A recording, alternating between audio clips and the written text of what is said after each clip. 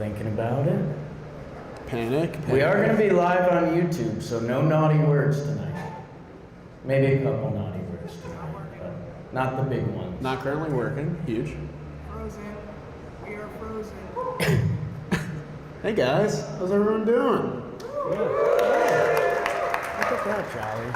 We're hopefully starting soon. I think we're just going through some TD. We're live? Oh! We are live on the YouTube. We are live from Wrigleyville in the Draftkings Sportsbook and Casino. The day before Cubbies opening day. We'll be there tomorrow. Very excited for that and very excited for tonight. Didn't know. We still don't really know what we're getting into with events sometimes, just because it started off as Yankee stuff. So I saw a lot of Yankee hats here today. Yeah, okay. And, you know, we're showing up at Wrigley. I was like, is this going to be a Cubs crowd? A lot of Cubbies here today, yeah. So I love it. We're going to yuck some ball with you guys tonight. We also have some stories that some of you have heard. If you have no idea, our flights got canceled last night, so we all hopped in a van and drove here. So we are on about 0 hour sleep. This espresso martini is my last upper for the day, and we'll see how far it gets us. So with all that, we're going to talk some ball today. We're going to have some fun. And a big shout out, Jolly Olive is here with us. Wow. The crowd's going nuts. Are you okay? No. No, man. But how are you? I'm good. I'm happy to be here. This is awesome. Live events are my favorite part of my job. Like, I just spent the past 30 minutes chatting with, I think, only a handful of you. We just talked about anything and everything baseball. I can't wait to do it with anyone who wants to chat after the show. But this is really cool. This is the first kind of like live podcast event I've ever done. First time in Chicago. First time in Chicago. I've never been to Wrigley. Super excited to cross that off the baseball bucket list. But yeah, can't imagine a better place to be right now. Hair's looking good. I'm sure the later the night goes, the chain will get popped out. Jollywood is a real thing. The mic's right here. Jollywood is a real thing. You just learned about it. Yeah, that's awesome. Okay. I'm using that so much. Let's talk some ball, if that's okay with you guys. Yeah? All right, let's do it. Jolly, we are a week into the MLB season, and it's only a week because with a couple of the Cubbies fans I've gotten to talk to, the Japan series never happened. No. That never happened. That was nice. It was fun. Cubbies are back above 500. We're what, 5-2 in America? Hell yeah. 5-2 in games that count. Go Nice. Cubs, go. Jolly, with 1 week into the season, I guess what's your biggest all-around surprise? And I open the board for you. It could be teams, it could be players, it could be torpedo bats, it could be whatever you want. I think we're already all over. Yeah, the because the torpedo Yankees bats. stopped hitting. And everyone's like, oh, okay, so it wasn't the magic bat? You sound worried. Yeah, I'll just come out and say that. You sound worried. Biggest surprise of the season so far, I mean, it's easy to point to the teams that are 7-0 and 0-7. You guys are welcoming in a 7-0 team tomorrow. I see some Padre fans in the crowd. Okay. Glad you guys made it out. If I'm going player specific though, just saw him play against the Yanks. Okay. Hit a grand slam in their last series. Eugenio Suarez has 5 home runs already Yeah. in 6 games. Yeah. He's one of the guys that's really surprised me so far. You love the Mariners. No. You talk positive about the No. Me and Mariners. Seattle are in a bad spot right now. I went down a rabbit hole. My last 24 hours have been Seattle in an image. It's the longest I've seen you go without talking about the Mariners, Yeah. and I kind of wanted to just dig Okay. that up. The Mariners traded Eugenio Suarez for a backup catcher who's no longer on their team, Yeah. and a reliever. And he's currently the best hitter in baseball. I know we're a week in, and Cubs fans want me to talk about Kyle Tucker. There you go. But that's not as surprising, honestly, because I think we all expected Kyle Tucker to be great. He's great right off the bat. Eugenio Suarez leads the league in homers, leads the league in RBIs. He's already on the team that was the best offense in baseball last year. He's just not the guy I expected to be the face of the lineup, firing all cylinders. And by the way, they're 4th place in the NL West at 4-2. So that's pretty surprising. Yeah, he was like a salary dump, Yeah. kind of twice between the Reds and the Mariners, and he's been he's been great for the Snakes ever since the second half of last season. He went nuts. He one-dotted for a while, OPS-wise. And yeah, I got to see that Grand Slam live. I was in the stadium, and that was great. It's actually a really weird thing. The Yankees, okay, like, our stuff's getting popular, and thank you guys. Like, we appreciate it so much. Like, I'm probably going to get half emotional at different points today just because, again, we haven't gotten to do a ton of this stuff because, like, we started getting big during 2020, and that wasn't a big event time. And then we've been so busy that to do events is a lot of planning, and there's a lot of John Boy Media people I got to thank probably by the end of this. But just so appreciative of all of this. It's insane that the Yankees don't really hook us up with much because they're the Yankees and they don't have to. But one of their ticket guys reached out, and turned out it was a suite of all like Italian influencers, and I was like, this is kind of crazy. It was like the Grown Up Italian podcast. It was Cuisines. And I was looking around, I was like, should I be offended? Like, I don't even know. But yeah, I got to see my Yankees lose in person, which the feelings of baseball are back and every fan base is having them. I'll take a layup off the start. The Atlanta Braves, Jolly. I wasn't going to say it because I'm a little close to the situation. Yeah. And I'm impartial, but yeah, talk about it. But I mean, they're coming off a disappointing season. Obviously, they've raised the bar for themselves. But to open up 0-7, like, I know when I was doing their team profile before the season, I was like, hey, if you're the Atlanta Braves, you're going to get Spencer Strider back. You're going to get Ronald Acuna Jr. back. But I was like, dude, even if they're 500 into May, they're going to be feeling awesome because you get arguably one of the best pitchers, arguably one of the best position players. 0-7 starts to get scary when there's a couple undefeated teams out there, my Padre fans, and the other team they'd rather not talk about. I just think for Atlanta and the National League as a whole, as Cubby fans know and have been eyeing the standings and will be all year, the NL's packed, bro. That, like, if you slip up, there's going to be 2 good NL teams that do not make the postseason this year in an expanded postseason, and that's insane. And I'm not saying it's the Braves yet, like, you can wash it instantly, but also, I don't know, this is an unfair comparison, and any Braves fans? Okay, all right. Was that a half point? All right, we'll count it. We chatted before. Former Braves fan turned Cubs fan. Wow, Braves fan turns Cubs. Cheers to you, man. I just think for the Braves, you don't want a situation where the hole starts getting dug deeper. Sure, Houston did it last year, but the AL is weak. Like, remember, the St. Louis Cardinals used to be a power. I'm not saying that for the Atlanta Braves, but you just got to be careful as the season starts going.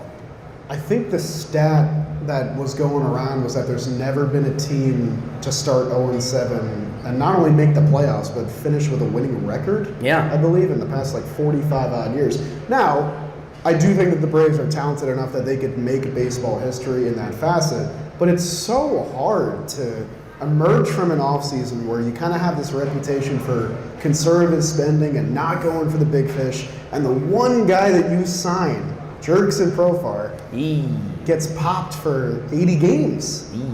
4 games into the season, like, hey, nice to meet you, I'll see you in August. Yeah. That's a really tough hurdle to overcome, not to mention they lost their ace, Max Fried, to the New York Yankees. Like that. They're dealing with Reynaldo Lopez's injury. They're not at 100% when I thought this was going to be the year where they finally get back to Braves baseball. Everyone's healthy, everyone's mashing. It hasn't been that way, but also starting against 2 7-0 teams is a tough bill. Even if they directly contributed to that, the Dodgers and Padres are very good baseball teams. So we'll see how they do at home against the Marlins. If they lose that series, then it starts to get a little hairy. Any Marlins fans? Yeah, no, I didn't.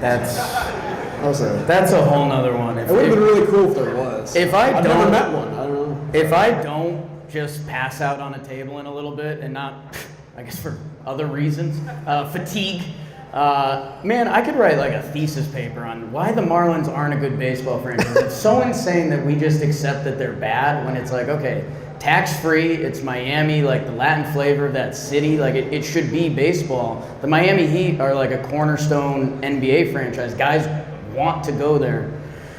It goes back to ownership. Padre fans know you started paying players, and now Padres baseball is a lot of fun, huh? Hell yeah.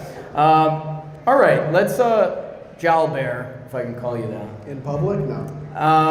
Has any has any team and I guess we talked about this a little bit, but also not. Like, the Braves, I still think they're going to be the Braves. We thought the Dodgers and the Padres are good. After a week of baseball, is there any team that you've changed your mind on? Yeah, I mean, should we do a little bit of crowd pleasing? Should we do some Cubs talk? The whole goal. I mean, we're in. Really? Oh.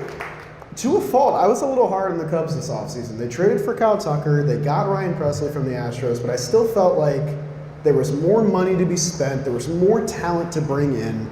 And they've had a tough, matchup-wise start to the season. They had to play the Diamondbacks on their turf. They had to go to Japan and play the Dodgers as the home team, which I think every Cubs fan can agree, that didn't feel like a fair deal at all. And they've come out of that above 500. They have their home opener tomorrow against another undefeated team. And I think what I needed to see to change my opinion on the Cubs was to just see Kyle Tucker doing it. Like, who knows what the future holds with Kyle Tucker, but to see him homer in 4 straight games and already be the guy that's supposed to be the beacon of the franchise for 2025, and regardless of what happens going forward. Beacon of the franchise, huh? I mean... That old baseball term. All right. Okay. It's a live show. There's no editing. There's no post.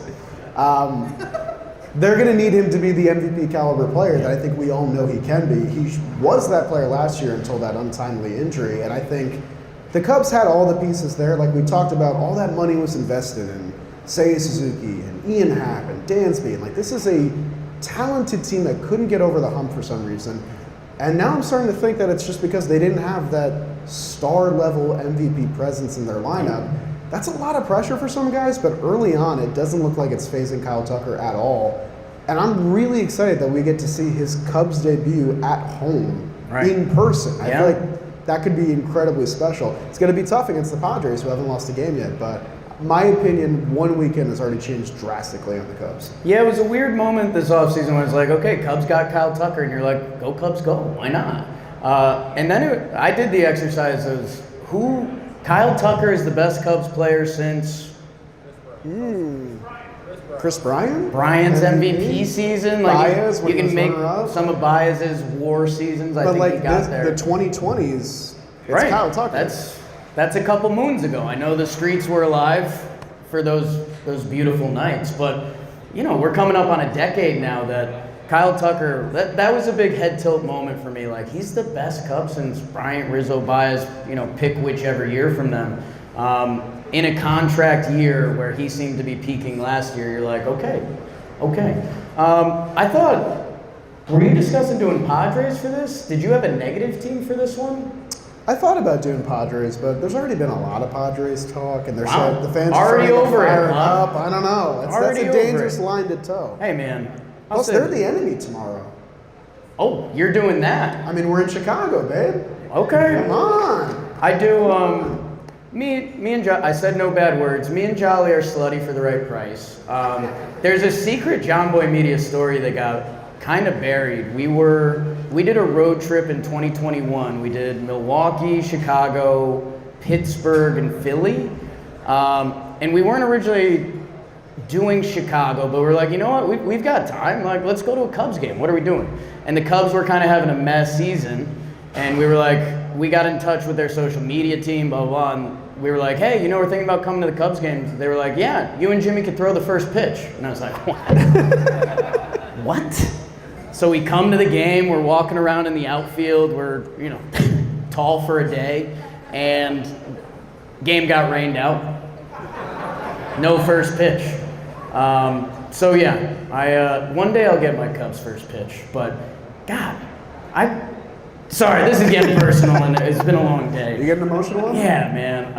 No, I do think the Padres deserve a little bit of love here because the NL West, the Dodgers are the Dodgers, and we can do a ton on that if we want. We don't have to. They're undefeated. Shohei hits the walk-off last night. It just seems like they can do whatever they want. It's really been a good zoom in on, for a lot of the great baseball teams we've seen, it's like, well, their offense is electric and that bullpen's nails. And it's like, well, the rotation is what it is, or however you want to do that formula.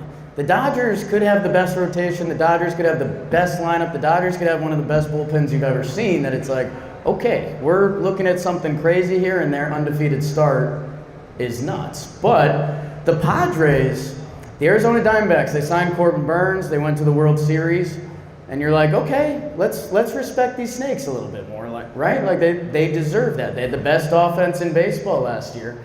And then even my San Francisco Giants, they've turned into I've been calling them my dirty little secret. If this is your first time seeing me, I'm sorry. It's just, everything's just a little off. But they're kind of, they're like your high school crush that you're kind of nervous to tell your friends about. You're like, hey, they play the bassoon. I don't know. They're a little weird, but I like them. Rockies, that's another thing. We do have one Rocks fan here. Hey! Not the pride, not the yell I was looking for, but Rocks are out for this year. Let's see. I think for the Padres, it was like, okay, what's going on with ownership, and we kind of resolved that. They didn't do anything early on in the offseason while Corbin Burns goes there and the Dodgers signed everyone else. Nick Pivetta, I think, was a big sign for them. That's a guy who's just a really good major league pitcher, and I think pitching at Fenway Park and pitching at Petco, very different situations. Your ERA can drop a point instantly. Jackson Merrill is becoming like the most beloved guy in the sport. People are comparing him to Freddie Freeman. That San Diego still has that top-end talent, and maybe this is the loser sports guy in me, but I think there's a little bit of like iron sharpens iron, and they were up 2-1 on the Dodgers. And, you know, everyone was looking at my Yankees like, oh, 5th inning, bro. Oh, Yankees, that stunk, huh? Yep. That I think the Padres were wearing that just as much. Their rival team, they had them 2-1. They get shut out the next 2 games. That it looks like they're playing with a little bit of an edge, and their high-end talent goes with anyone in the league.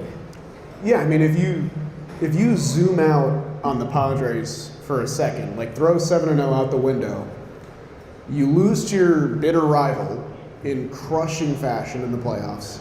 You don't sign a free agent until January, and the entire storyline with your team is this ownership tug of war that you don't know how it's going to land.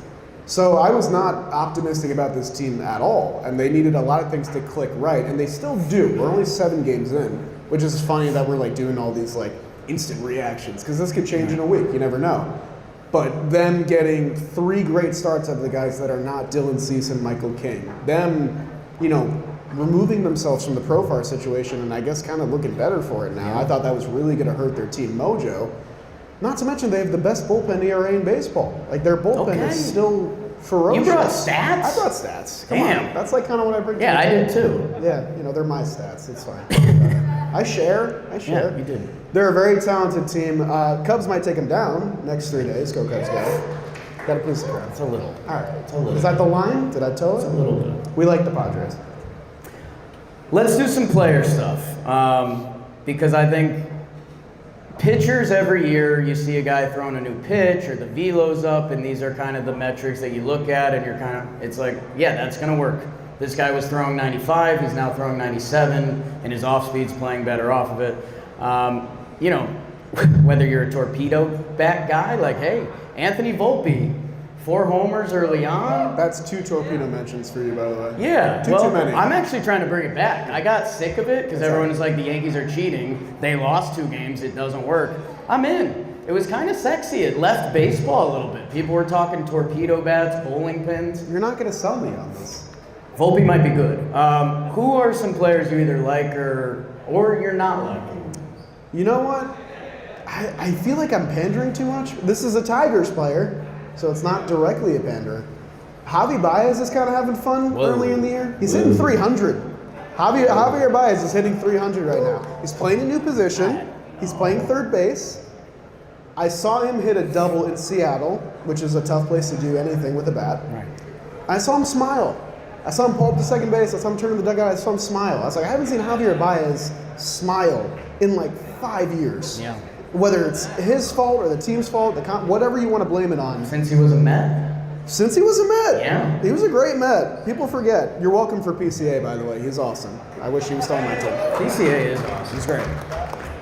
The game is better when Javier Baez is good. And he's become this sort of like punching bag because of the contract, because of how poorly it's gone so far, that even this like 1 week of just seeing Javier Baez like hit the crap out of the baseball and make some El Mago plays was like really refreshing, because you look at him and you know that there's like pure athleticism still there. You know how good he can be at baseball. It's not like he's like in his 40s. He's still very much capable of being a positive player. So maybe like a changed position, a new role on the team could be exactly what he needs. I don't know. Maybe in a week he goes 0 for 10 and we're back to square one. But for this first week in April, I'm very happy that Javier Baez is like a productive baseball player and smiling on the field and having fun. That was a good pander. I was wondering where you were going for a second. Yeah, That's my last pander, by the way. I guess that's not true. I guess for me, there's a couple Red Sox fans here. Hello. Perfect reaction. No, you don't have to. No, that was in a perfect spot. One woo, one clap. Their kids are good.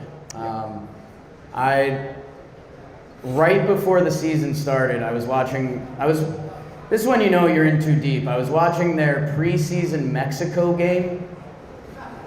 Doesn't count. I'm a Yankees fan. What am I doing? All their kids were playing, and I had my first fuck moment. Yeah. I was like, damn. Yeah, I know. That's fine. That's fine. There's no kids, right? I think this is 21 plus. It's a bar. It's a bar casino, dog. I saw all the bottles. Draftkings. I was like, oh yeah. No. I think I just had that first moment of like, okay, so wait, the Red Sox are signing everyone. They got Crochet, they got Bregman, they signed Campbell to a long-term deal, and they're gonna have kids coming up it was my first time. The Red Sox are gonna be back in a big way, and all their kids, they look like studs, bro. I know this is dumb scouting, but like Marcelo Mayer, he's got the jolly hair.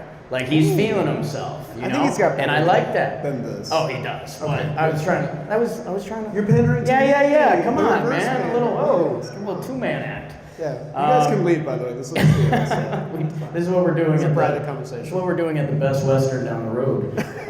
Great spot, by the way. Anyways, I've been really impressed with Campbell so far for the Red Sox, and I think Mayer's going to come up. I think Anthony. 2 out of 3 of them are going to be studs, and what that does for your team's formula, just being able to sign Crochet, being able to sign Bregman, what other needs you have, you get to fill that in. Sox are back. Remove yourself as a Yankees fan for just a moment. Yeah. Do they take the leap this year already? Like, is it already time for the Red Sox to take over? I don't know. The AL East is really good. The Yankees are still good. I know the World Series happened. I know they lost Juan Bozo. That didn't feel good. Was that? That didn't feel good. I hope that wasn't like a. That was live. That was half the espresso martini coming out. No, it was a weird offseason for the American League champion Yankees, another way to phrase that. And they brought in a lot of players. The Yankees are still very good. The Orioles felt like they had a bad year, and I think they won 91 games. Toronto's fighting for their Toronto's life. winning the AL 5-2. Yeah. And they're trying to keep Toronto clap? Yeah! Hey, how are you there? Okay. Toronto's fighting for Vladdy. I've got a little bit of Toronto stock this year because it's like one of the most important first halves to their season ever, that if they get off to a good first half, they're trading for guys at the deadline. Yeah. I think they keep Vladdy because Vladdy likes being there. When they're normally bidding for free agents, they have to one-up them. Yep. I think if they have the highest bid for Vladdy, they get to keep him. So if that means you play 3 good months of baseball, you keep that guy, that changes your next 10 years. So I've got a little bit of Blue Jays. Vladdy was my pick to win the home run title this year in baseball, so I'm hoping that pans out. I think he's going to have a title. I don't know what's it called. Home run king? Most home runs? I don't know. Shout out Draftkings. That's where I placed the bet. Yeah. AL East is going to be interesting. Do you mind if I take us out west for a second? Always. The Jack Leiter breakout? Yeah. It's kind of happening. It's cool. Like it's 10 innings. Yeah. Like we have to preface everything we say today with like it's 7 games. But to see him come up after all the conversation of like he's really struggling in the minors, the velo's not there. What is this guy going to be? Did they waste this top draft pick? 10 innings, 1 earned run, 1 walk, 10 strikeouts, and 2 wins against Boston and Cincy, who I consider to be pretty top half of the league lineups. We talked all offseason about the Rangers are going to be back because everyone's going to snap out of the hangover from last year, which I think is a lot easier said than done. Like, I think there's still guys that we're going to figure out who they actually are in 2025. And for any playoff team, you need contributions from unlikely players. And it's weird to think of Kumar Rocker and Jack Leiter as quote-unquote unlikely players, but that's because we haven't really seen them do it in the minor leagues. We don't really know if they're ready yet. And I felt that way going into the season about both of them. So to see Jack Leiter come out of the gate, they've been protecting him, 70 pitches and 80 pitches, but to see him come out of the gate and have instant success against two really good teams, it makes me excited to see what he could do against, I don't know, his first Houston Astros game, his first game in Seattle. Like, those starts are going to matter big time for them because who knows how long we have Jacob deGrom. Is Nate Eovaldi going to be the guy that's really going to give you 9 shutout innings every time out? Probably not. They're going to get good contributions, but they're going to need young guys to step up in the rotation and eat up innings. If Jack Leiter's good, that's going to be one of the best storylines in baseball this entire year. Yeah, Leiter looks the part. He's got the name. He got called up last year. He got rocked. And I do think it's a good example of, hey, you get a pitcher with arm talent in the lab and either make that sinker run more or whatever helps your pitch mix more. It feels like Texas Sneaky is doing that well. Yeah. You don't think of them as one of the like pitching farm teams, but him and Kumar Rocker, you're right. Like, they were the top prospect pedigree. It kind of came down a little bit, and now they're both in the mix. How hard is it to do the show when Carlos Carrasco is twirling the ball for the Yankees right in front of me? I can't believe what I'm watching right It's now. a big game early. This feels gross. It's a big game early. Carrasco steps on the bump. He looks Should we just live comment? We won't do that. Jolly, we do say this and we are suck-ups a little bit. Like, you mentioned, you're going to be Cubs Jolly tomorrow. If you see Jake Cronenworth, are you going to be Cubs Jolly tomorrow? Maybe I'll take the Cubs hat off, shake his hand. Right. That's on backwards. I don't know. But I don't know. We obviously like to have fun, but the other side of baseball is talking kind of real about it. Are there any players you're looking at and you're like, ooh, is Father Time happening or is something broken? There's one guy in the game tomorrow that I'm going to have a close eye on because Luis Arias is off to a tough start. Okay. Like, what's one thing we know about Luis Arias? The Padres fan is nodding his head. He knows. Luis Arias is going to hit 300, right? That's the lock of all locks. If he can't play the field, he can't run well, he can't hit for power, whatever, Luis Arias is going to hit for a high batting average. Sitting 111 right now. Right. He's the least valuable player in baseball by wins above replacement, because when Luis Arias isn't slapping the ball all around the field, there's not a lot that he brings to the table. And there was a lot of trade discussions with him, with Dylan Cease, Michael King, all these guys. The Padres kept all of them. Yeah. And I do still think that Luis Arias will end the season probably north of 300. But it gets scary, even when you're a 7-0 team and everything's clicking right, that you have almost this black hole in your lineup that you can't do much maneuvering around. It's an interesting discussion with all these like one-tool players, guys that really only hit home runs. Yeah. Chris Carter on the Yankees, 40 home runs, doesn't give you much else. Luis Arias on the Padres, he's going to hit 300. If he doesn't do that, what else is he giving you? So yeah, a weekend, it's not a big deal. They're 7-0. They'll move past it. He'll be fine.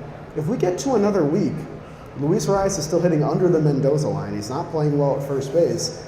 Hard conversations kind of have to happen because the Padres are 7-0. They're not even in sole possession of first place. They have to put their best foot forward in every game possible to keep pace with the Dodgers, who look like they're never going to lose again. Yeah, the only thing I'd say there is their best foot forward's with Luis Arias. Like, he's, a Yuli Gurriel knocking around the yard. You see Gavin Sheets? Gavin Sheets, hey, we love it. White Sox. Yeah, there's a White Sox clap. Yeah, White Sox mention. Hey. Let's go. We're pitching this year. Why not? Go to a game. Baseball's cool, man. I'm not betting against Arias. He's going to hit 300 just because he does every year. That for every week he hits 148, he's going to have a week he hits 448. That he's going to click, I believe. Hey, maybe I'll be wrong on it and be sad, but Jake Meter, he gave a nice fist pump when he caught a turn double play the other day. So he's locked in. The mojo's there. He's locked in. That's what matters. You've got one other name on there. I don't know if you want to talk about him or not. You want to snag it? No. David Bednar on your Pirates. Yeah. This is the only player we talked about today that's not currently a major leaguer, which is tough because how much did we bellyache this Crazy. offseason about the Pirates doing nothing? And how great has Paul Skeens been already this season for them? The last thing they needed is the native Pittsburgh guy who's their closer, who's been an all-star, to already have blown 3 games in 7 games played total. Did that last year too. I mean, he Yeah. bounced back a little bit, but And they kept him up the whole he year. didn't get I sent believe. down, yeah. He already got sent down. The experiment, looks like it's already taken a hitch.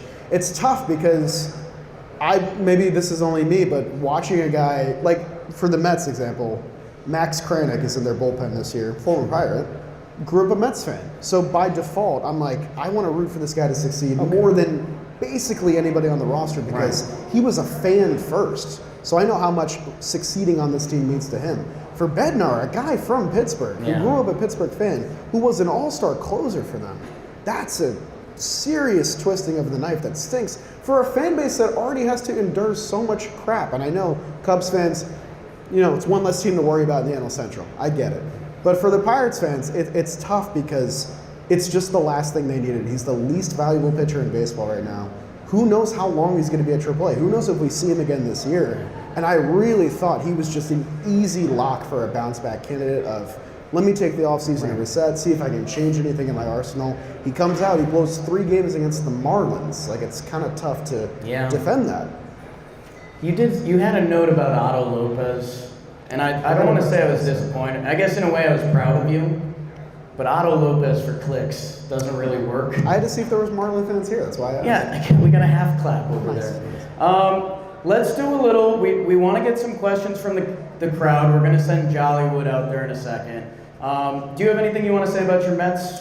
Quick, like 10 seconds. You can spend more time than that. Honestly, no. I'm kind of good. I want as little of the spotlight as possible for as long as possible with my Mets. Keep us out of the headlines. Let's just play good baseball. Damn. Torpedo bats. You're growing up. We have no starting pitchers. Yeah. What is Devin Williams? Why is he allowed to have a beard? Keep his name out your Keep mouth. the headlines. Yeah, I know. I got to talk to some of the Yankee fans here tonight. We're good. We're good. Yeah, we're good. We just won the AL. We're Cookie Carrasco's about to win this game. And yeah, they had everything go right against the Brewers, which Cubs fans, I think we're good for a weekend on that. Yeah. Not often you could give the Yankees that little golf clap, but we beat up the Brewers good. It's going to be a fun summer of Yankee baseball. It's going to be a different brand of Yankee baseball, which they didn't do that the opening weekend because they hit a ton of home runs, but they're like actually athletic. They actually run the bases well. They play defense. I'm more excited for this Yankees season, I think, than I've been in a little bit. And there is a ground rule double. These Yankees are back. Lead off Ben Rice. Have you guys had enough of this yet? Or? Timing is everything in life. All right, before we send Jolly in the crowd, as you guys know, we could talk baseball all day. I love baseball. I love sports so much. Like it helps get me through life, and I think a lot of people here do the same thing.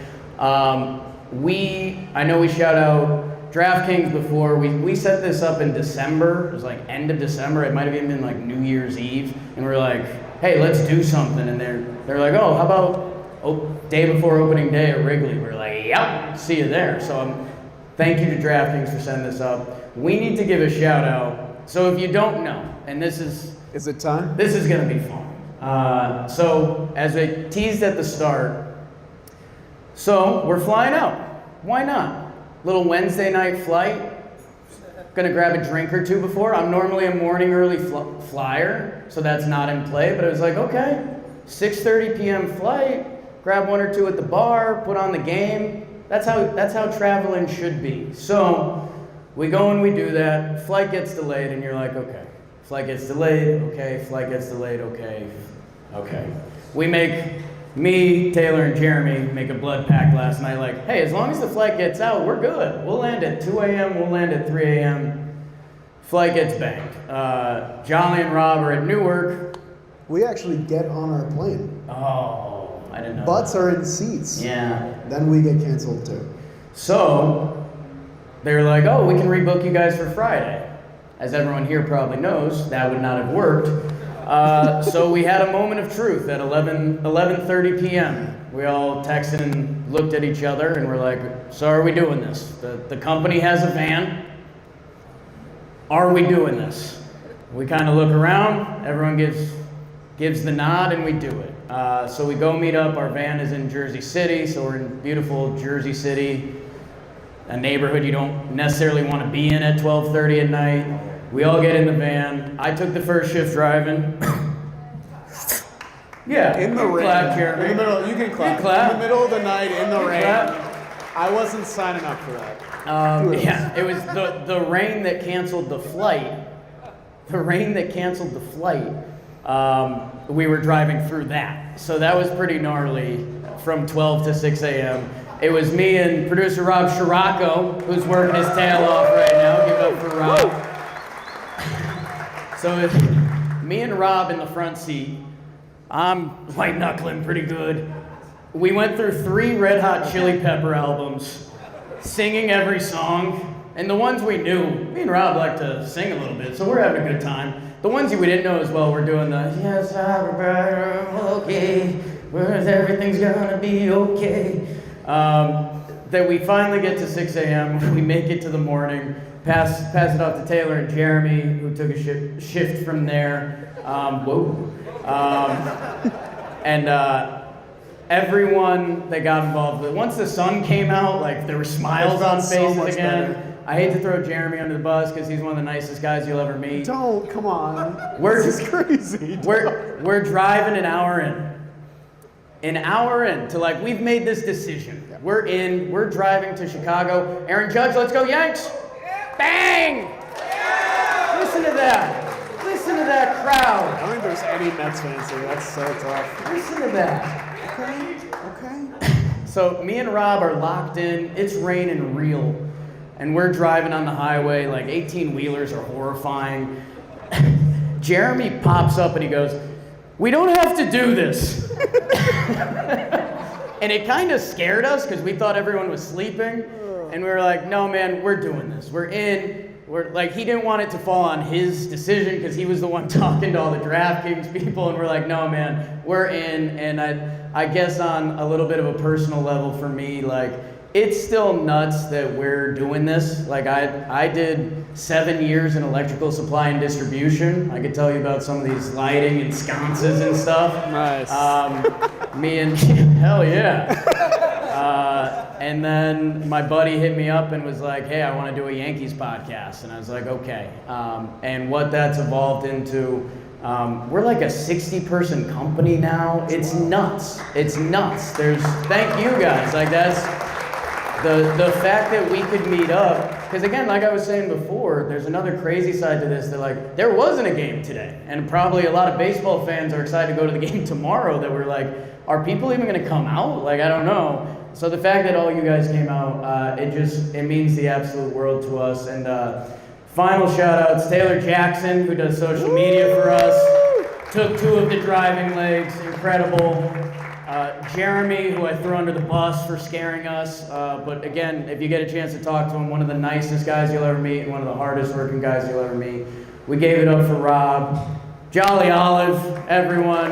What an absolute stud, evolving before our eyes. So with that, Jollywood, I don't know if you want to get in the crowd. I would love. But yeah, if you've got a question, anything baseball, not baseball, I saw the first hand back there. I'm running over to you. go get in First there. come, first serve. And- Fortune favors the bold. Hopefully I can find him. And another thing I left out while Jolly gets there, producer Rob, who just turned the camera for the live YouTube people, we had 3 bags that got packed at Newark. 1 got here. So this setup was all made up on the fly. So again, I know all of you appreciate it at this point, but give it up for Rob. And I guess at this point I'm giving myself a pat on the back again, but like we made a lifetime memory today, and I'm glad I got to do it with you guys. So Jollywood, Yes, sir. What's your name, man? John. John has the first question of the day. Give it up for John. Yeah. First Hell person to yeah. raise his hand. what do you got? Nolan Arenado is 1 dime. Oh, Where does he finish the season? Great question. All the pressure's on you, by the way, Jake. I'm just out here. Yeah, former Yankee Nolan Arenado for a while this offseason. Never, actually. I think Nolan Arenado's still good. I bank on talent, and that guy's like an inner circle Hall of Famer. I'm a sucker for third base and center field, and that guy has an argument to be one of the best third basemen to ever do it. That I think the Cardinals had some serious funk going the last couple of years that I think, right now they're playing fun and having fun, and maybe that's just no expectation. Somebody's out, somebody's in. He was getting profiled for the Houston Astros or Boston Red Sox, and everyone was like, oh, dude, if he goes to those teams, short in left field, he's going to be great. He pulls the ball. And I think Bregman followed up with a great quote when he was like, I hit it other places too. Like, yes, it's nice to have the short pork, but like, he can hit. I'll bank on Nolan Arenado until it's done. John? Anyone else got a question? Instant hand. What's your name, man? Spencer? Spencer's got a question. We have 1.5 questions, but 1.5 questions. yeah, the half is fine. You're speaking my language. Right, we like the Yeah. half points. The first question, we're seeing all these young extensions, Christian Yeah. Merrill, obviously, and Merrill, and then an extended Crochet. Who's the team or the player that should do it next? And then the half question, when is the super seducer getting on the pod? That's for my girlfriend. She got he's getting on the pod. We got to see him. Whoa. I like the half question a lot. Right. We do a lot of deep She's been cut asked that for like a stuff week. at John I understand Media. If you got a board night, or maybe if you're like 420 friendly, go check out our Super Seducer videos. There's a guy that made like a computer video game that's like teaching people how to talk to girls, and that guy should not be teaching people how to talk to girls. And we react to it. We have a lot of fun with it. So go check that out if you got an off day in baseball season. Young guy that should get extended. Jolly, you got anyone on your mind? I was going to say Jackson Merrill until he got it happened recently. I mean, off the top of my head. I think Ezekiel Tovar on the Rockies is really good, and like it's hard to get good shortstops, so that could be one. That's just there's a Rockies fan right in front of me. Zeke Tovar mentioned. Yes, sir. I don't know. Get all the young guys paid. Like, it rarely really hurts the team, and you can save yourself an extra year in their prime. I've heard a couple PCA yells. We're about that. That's okay. I've got one really slutty PCA story, and this will be the sluttiest story I tell. I have one professional baseball player who I consider like a friend, like he's my guy. Happened to be Cole Tucker, who happened to marry. Not bad, right? Got invited to the wedding. Shouldn't have been there. Was super uncomfortable. Was sweating a ton. So there was this crew of young ball players there, and again, when ball players aren't in uniform, it's tough to, I don't know, it's a different, we're in Mexico, I don't know. So at the wedding, this young guy comes up to me and he's like, oh dude, like I'm super big fan, like love what you guys do. And I'm like, fuck dude, figure it out. Do the classic, introduce him to my wife, Jess. Hey, I'm Pete. And I was like, that's PCA. Awesome dude. Cubs fans, you guys probably already know, if you're someone that just knows him from the hair, the cleats, or whatever it is, I mean, he is that guy, because my God, he can run, he can do it all. One of the most like respectful dudes I've ever met in my life as a 20-year-old stud baseball player. So yeah, if you want to be a PCA fan, be the biggest PCA fan you want to be. And yeah, I went to Vanessa Hudgens' wedding. Come on! Jolly. Anyone else got one? So, a couple more. Sox fan back here. Hey, Sox are pretty good this year. We got to hear from the fans. What's your name, man? My name's Ari. Ari? Yeah. What do you got? So who do you think gets called up next between the two biggest Red Sox prospects? Marcelo Meyer or I forget the other. Roman Anthony. Yes. Nice. I like Meyer. I don't know. I know all the prospect people, and I think Red Sox, I think Roman Anthony, they think of him as like the one. I don't know. Maybe I'm getting sucked into the hair meter a little too much, but Meyer's swing is like beautiful, and he's the one that jumped off the map even before I was really familiar with Campbell, who won the second base job. So I don't know. Like it's baseball prospects. You're throwing darts a little bit. I'll take Meyer. We can hear the fear in your voice a little bit. A little bit, right? Yeah, it's there. Last sip of the espresso martini, a little Red Sox fear, yeah. Anyone else got One or two more? I see a hand right here. Quarter right Yankees hat. I like that. What's your name, man? Bailey. Bailey, what do you got? So I'm a lifelong Yankees fan, but because of his name and he helped me in fantasy in 2012, Yep. Trevor Plouffe has been a favorite player of mine for a long time. No, don't. Two-part question. We'll Rob, edit out the applause. That's more pandering than we did, by the way. Out of all people, how does he end up the one who's doing the show with you guys? And also, what's your unbiased take on him as a player back from 2012? All right, now we can get the nails out a little bit. Trevor, so this is actually a cool story, and there's another John Boy Media employee that gets a shout on this in a funny light. So Jimmy and Trevor had messaged a little bit during the Astro scandal. Like, Trev was locked in, and so we were going out to LA for a different work event. We were doing something with Easton. And I don't know, like, if this was our knockoff version of Entourage, like, me and Jimmy show up in LA, like, whoa, he gets a message from Trevor Plouffe, like, you guys want to grab a beer? And we're like, yeah, dude, I don't know, you played baseball. So we meet up with Trevor Plouffe, awesome dude, great guy. Luke, who was here, he beat us travel-wise. So it was me, Luke, and Jimmy. And we meet Trevor Plouffe, and we haven't met a lot of ball players, and he's a decent-looking cat. He's well-dressed. He's LA, the whole deal. And so we walk up, and you want to get the handshake, right? Like, you're still making sure the webs meet and all that stuff. We do that. Luke spikes him. Luke steps on his shoe. And Trev just looks at him and is like, He's throwing what? everyone under the bus. Was that real? What's going on? And then from there, I guess there was a little bit of, you never know the line between luck and putting yourself in position to succeed a little bit. Like, Trevor had notes from when he was a ball player of like content ideas he wanted to do that he talked with MLB about, and they weren't interested. And so when he saw what we were doing, he was super interested. We had him on a couple podcasts, and then we hit it off, and it all worked out. So it's been pretty awesome. He's a great dude and loves the game. Loves the game. Oh, as a baseball player, my last memory of him was his old fantasy baseball, and he had a lot of position eligibility because they were moving him around. So he was a classic waiver wire pickup, like spot start, put him in left field, and hope he hits a lefty. So that's the nicest I'll say about him. We got time for one more Let's do question. one more. Oh, We'll go tough right in pick, front of Jolly. you. Front row. Front row. Because there's a seat right here, and that's great for me. What's your name, man? Jonah, Jonah, what do you got?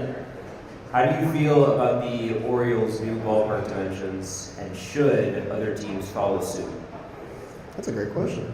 I'm glad they did it, man. When they moved it that far back and they raised the wall, the thing we kept saying, and we're pretty basic at the end of the day, is like, hey, do one or the other. Like, if you want to raise the wall, sure. If you want to move it back a little bit, sure. They moved it back a little too far, and they raised the wall that, like, if we're making content, every home run wall, outside of like Fenway and a couple others, like, have it be robbable. Like, those are highlights. That's fun. That's good baseball. Why would you even take that away? So I was really happy that the Orioles did that, because if we're being honest, that means someone high up at the Orioles kind of had to admit this isn't great, which a lot of people high up at places don't like admitting what they did wasn't great. So I think that was good. And yeah, I guess I'm always open to fun dimensions and stuff, but like, keep it baseball. Don't make it ridiculous. Like, I think Fenway's beautiful.